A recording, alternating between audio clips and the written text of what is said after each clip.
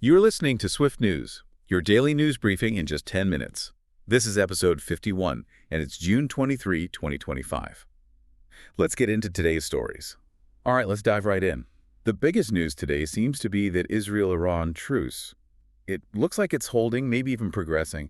We've got this 48-hour ceasefire extension, and those Geneva talks seem to be moving forward. That's right. It's significant. And what's really interesting is the immediate knock-on effect, particularly with India's Prime Minister Modi stepping in. Modi, how so? Well, he really pushed for de-escalation, emphasizing civilian safety. That kind of high-level diplomacy, it actually matters a lot for global oil markets. Okay, explain that connection.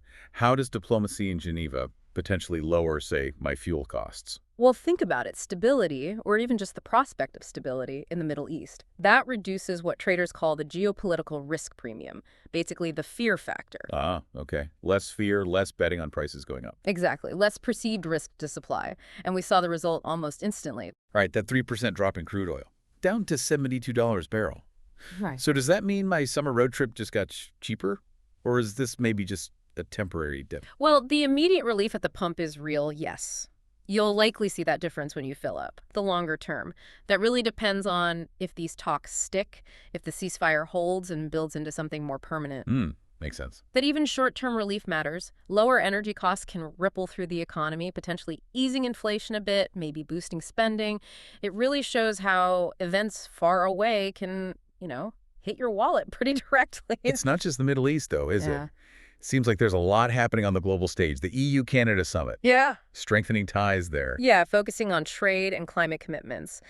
And Ukraine secured that big aid package, $1 billion from the EU, specifically for rebuilding energy infrastructure. That's critical for them. So a lot of efforts towards stability, rebuilding. Definitely. And you also saw South Korea and Japan sign that defense pact. That's a strategic response to regional tensions, North Korea, China's military posture. It's about aligning defenses. Okay, a lot going on internationally. And then domestically, Brazil's rolling out new labor laws, Yeah. aiming to cut unemployment. Yes, quite ambitious. Yeah. They're targeting a 2% reduction by 2026, a clear internal push for economic growth. Okay, let's shift gears then. Innovation, technology. This is where things get really interesting, I think. First up, that Air India crash investigation update. Boeing 787-8 software flaws confirmed. That sounds serious. It is very serious. We're talking about firmware vulnerabilities in the flight control systems, not just a simple glitch. Firmware. So, like, deep in the plane's core programming. Exactly. And these kinds of flaws can cause cascading failures. One problem triggers another, potentially affecting multiple critical systems. That's why global regulators jumped in with emergency directives ordering audits. Wow. Okay, so it underlines just how crucial software integrity is in modern planes. A huge deal for safety. Absolutely. But on the flip side of tech, we're seeing some positive advancements too. Microsoft's new AI cloud platform. That's aimed at boosting small businesses. Right, making powerful AI tools more accessible. Precisely. Democratizing that tech. And then you have China's quantum computing lab making strides in encryption. That's a game changer. Quantum computing still feels a bit sci-fi, but the encryption angle is huge, right? Potentially breaking current security. Or developing new security that's quantum-proof. It's a race, really, reshaping data security as we know it. We also saw practical stuff like that UK startup cutting solar panel installation costs. By 20%. That's significant for homeowners. Definitely. And Singapore expanding its 5G network into rural areas, bridging that digital divide.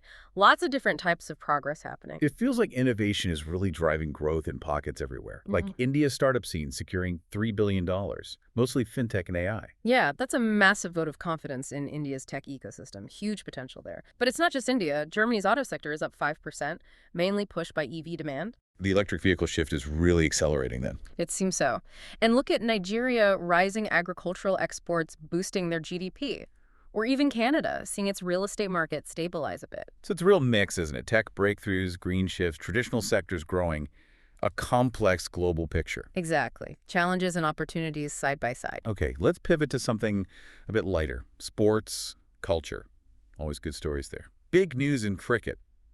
India sweeping England 4-0 in the T20 series. Jeswell's knock sealing it. Impressive stuff. Huge win, great for morale, and, cricket is such a massive part of the national identity there. It really resonates. So the big question now is, can they keep it up for the test matches? That's what everyone's asking. Elsewhere, you had a surprise winner at the U.S. Open Golf. Always exciting. Brazil's women's soccer team gearing up for a key qualifier. Women's sports getting more spotlight, which is great. Absolutely. And Eliud Kipchoge announcing his final marathon for London 2026. End of an era for distance running. Plus, Aussie tennis players doing well ahead of Wimbledon. Lots happening. And culturally, India's Panchayat Season 4 hitting Prime Video. It's amazing how these very local shows find such a massive global audience now. It really is. Streaming has opened doors for stories from everywhere. People want authenticity. You see it with Nigerian films tackling climate change, a Paris opera using African folklore, even Japan's manga exports hitting record highs, culture crossing borders like never before. Speaking of global phenomena, Yeah. that solar flare causing minor GPS issues. A little reminder from space. Yeah, Sunspot AR4114 acting up. Usually minor, but it shows how connected our tech is to, well, space weather. But thankfully, calming down now. Good. And on the environmental front, some positive news too. Yes, definitely. India's Gujarat launching a huge wind project powering 500,000 homes. That's significant. Wow. And Australia is seeing some coral reef recovery, about 15%, which is hopeful news. Brazil also cutting coal use thanks to their renewable energy push. Real strides being made. That's great to hear. And finally, let's end on some inspiring individual efforts. Always good to highlight these. Indian Teachers Literacy app reaching 1 million rural students. Incredible impact. Truly transformative. And then there's a U.S. scientist developing a low-cost water purifier for disaster zones. Simple tech, massive potential impact. Bringing vital aid where it's needed most. Exactly. Or the Kenyan farmer whose organic fertilizer is helping thousands of families boost their crops. Real grassroots innovation. And a Mexican doctor's mobile clinic reaching remote communities. It's amazing what dedicated individuals can achieve. These stories really show how innovation and compassion are making a difference, community by community all over the world. They really do. It's about practical solutions, dedication, proving that positive change often starts small but can have a huge ripple effect. That's your world in 10 minutes with Swift News. From ceasefire progress to inspiring innovations, we keep you informed and inspired. Join us tomorrow for episode 52 and follow us on X to share your thoughts on today's headlines. Stay curious, stay informed. This is Swift News signing off.